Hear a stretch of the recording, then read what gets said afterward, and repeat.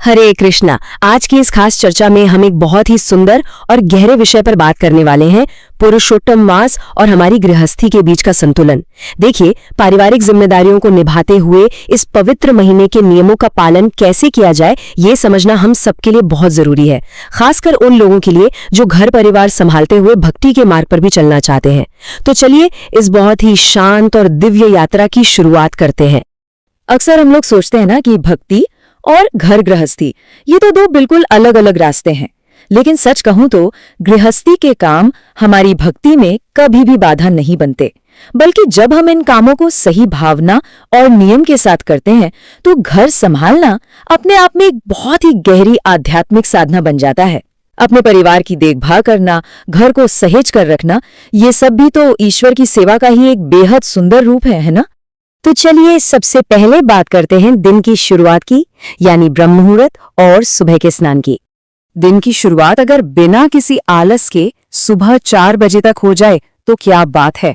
और इसमें जो एक बहुत ही अद्भुत बात है वो है तारों की छांव में स्नान। ब्रह्म मुहूर्त के इस पावन समय को हमें बिल्कुल व्यर्थ नहीं जाने देना चाहिए। स्नान के बाद घर में बस हल्की फुल्की साफ सफाई करनी चाहिए, जैसे दहलीज धोना या सिर्फ साधारण झाड़ू पोछा लगाना, कोई भारी काम नहीं। और हाँ, नहाने के बाद हल्का सा श्रृंगार करना बहुत शुभ माना जाता है। लेकिन इस पूरी प्रक्रिया में सबसे जरूरी बात यह है कि घर के जो बाकी सदस्य सो रहे हैं उनकी नींद में कोई खलल न पड़े। परिवार की शांति बनाए रखना ही तो सच्ची साधना की पहली सीढ़ी है। सुबह के इस क्रम में हमारा अगला बहुत ही महत्वपूर्ण चरण है तुलसी महारानी की सेवा। हम लोग अक्सर भक्ति के भाव में अनजाने में कुछ गलतियां कर बैठते हैं। तुलसी जी की आदर्श पूजा का तरीका बहुत ही सरल है। रोजाना केवल सादा जल चढ़ाना है। दीपदान के लिए या तो नया मिट्टी का दिया लें या फिर धातु का दिया है तो उसे अच्छी तरह धोकर इस्तेमाल करें। लेकिन कई बार हम रोज कच्चा दूध या रोली सिंदूर चढ़ा देते हैं। आपको पता है, ऐसा करना तुलसी के पौधे के लिए बहुत नुकसानदायक हो सकता है। इससे फंगस लग सकती है और कीड़े आ सकते हैं। अगर दूध चढ़ाना ही है तो केवल गुरुवार के दिन जल में 1 या 2 बूंद कच्चा दूध मिलाकर चढ़ाना ही काफी है। तुलसी सेवा के कुछ और भी नियम हैं जिनका पालन हमें जरूर करना चाहिए, जैसे एकादशी, पूर्णिमा, अमावस्या और रविवार। इन दिनों में तुलसी के पत्ते भूलकर भी नहीं तोड़ने चाहिए। इसके अलावा शालिग्राम भगवान को तुलसी की ताजी मंजरी अर्पित करना बहुत ही फलदायी होता है। और चूंकि ये ज्येष्ठ मास की भयंकर गर्मी का समय होता है तो तुलसी माता को सूखने से बचाना हमारा एक परम कर्तव्य बन जाता है। अगर घर में तुलसी नहीं है तो मानसून आने से पहले नए पौधे लगा लेने चाहिए ताकि बारिश में वो बहुत अच्छे से पनप सकें। तुलसी वंदना के बाद हम बढ़ते हैं अगले चरण की ओर, जो है सूर्य नारायण और हमारे रोज के पूजा पाठ। इस नियम का हमारे जीवन पर सच में बहुत गहरा असर होता है। जब सूर्य भगवान उदित हो रहे हों तो उन्हें सीधे आंखों से देखते हुए जल अर्पित करना चाहिए। सूर्य नारायण ग्रहों के राजा हैं और एक पिता की तरह हमारे मार्गदर्शक हैं। जो कोई भी उन्हें नियमित रूप से जल देता है उसका आंतरिक तेज बढ़ता है और समाज में मान सम्मान में अपार वृद्धि होती है। सच मानिए, ये एक ऊर्जावान दिन की सबसे बेहतरीन शुरुआत है। जल चढ़ाने के बाद समय आता है हमारे दैनिक पाठ का। हमारे पवित्र ग्रंथ जीवन की अलग अलग परिस्थितियों में बहुत अद्भुत लाभ देते हैं। पुरुषोत्तम मास की कथा सुनना या पढ़ना तो अनिवार्य है ही। इसके साथ सामान्य भक्ति के लिए विष्णु चालीसा, विष्णु सहस्त्रनाम या नारायण अष्टकम का पाठ किया जा सकता है। अगर कोई कर्ज के बोझ से परेशान है तो उनके लिए गजेंद्र मोक्ष का पाठ बहुत ही लाभकारी बताया गया है। वहीं संतान प्राप्ति की इच्छा रखने वालों को गोपाल सहस्त्र नाम का पाठ करना चाहिए। और अंत में आरती करते समय लौंग और कपूर चढ़ाना बिल्कुल मत भूलिएगा। ये घर की सारी नकारात्मक ऊर्जा को खत्म कर देता है। चलिए अब आते हैं थोड़ा व्यवहारिक पहलू पर, यानी हमारी गृहस्थी और समय का प्रबंधन। अब आप सोच रहे होंगे कि व्यस्त सुबह की भागदौड़ में ये सब कैसे होगा। अगर सुबह बच्चों को स्कूल भेजना है, परिवार के लिए खाना बनाना है, तो बिल्कुल परेशान मत होइए। ऐसे में बस स्नान करके तुलसी जी को जल चढ़ाकर और दहलीज पर धूप बत्ती लगाकर घंटी बजा देना ही पर्याप्त है। इसके तुरंत बाद आप रसोई में जाकर भोजन तैयार कर सकते हैं। ये समझना बहुत जरूरी है कि विस्तृत पूजा पाठ बाद में आराम से किए जा सकते हैं। अपने परिवार की सही समय पर देखभाल करना भी तो ईश्वर की ही सच्ची सेवा है ना?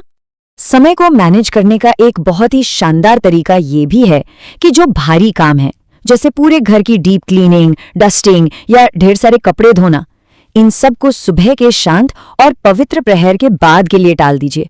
सुबह का समय हमें अपनी मानसिक शांति और नाम जाप के लिए बचाकर रखना चाहिए।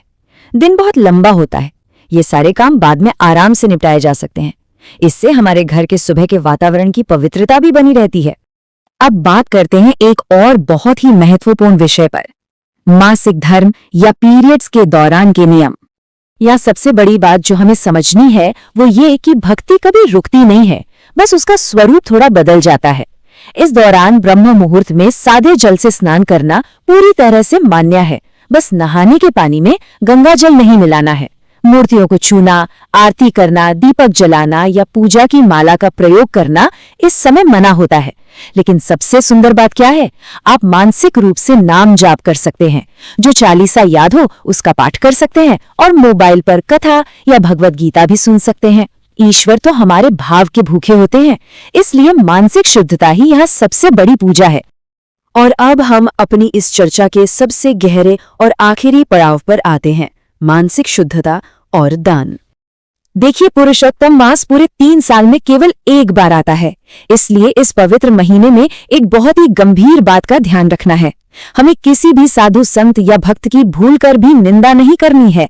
किसी और की पूजा पाठ को ढोंग या दिखावा कहना ये एक ऐसा नकारात्मक काम है जो हमारे अब तक के जमा किए गए सारे पुण्यों को पल भर में नष्ट कर सकता है। इसलिए अपने मन को हमेशा सकारात्मक और शुद्ध रखना है। और इसी मानसिक शुद्धता को कबीर दास जी का ये दोहा कितनी खूबसूरती से बताता है, मीठी बानी बोलिए मन का आपा खोए, औरन को शीतल करे आपहु शीतल होए। इसका अर्थ बहुत गहरा है। दान का मतलब हमेशा पैसा या कोई वस्तु देना ही नहीं होता। अगर आपके मीठे और दयालु शब्दों से किसी के चेहरे पर एक छोटी सी भी मुस्कुराहट आ जाए ना, तो वो भी बहुत बड़ा दान है। ये एक ऐसा काम है जो दूसरों को तो शांति देता ही है, हमारे खुद के मन को भी असीम ठंडक देता है। तो इस पूरी चर्चा को समेटते हुए मैं आपको एक विचार के साथ छोड़ना चाहूंगी। इस पुरुषोत्तम मास के जो भी नियम हमने आज समझे, उनमें से वो कौन सा खास नियम या मानसिक बदलाव है जिसे आप इस दुर्लभ महीने में पूरे दिल से अपनाने वाले हैं।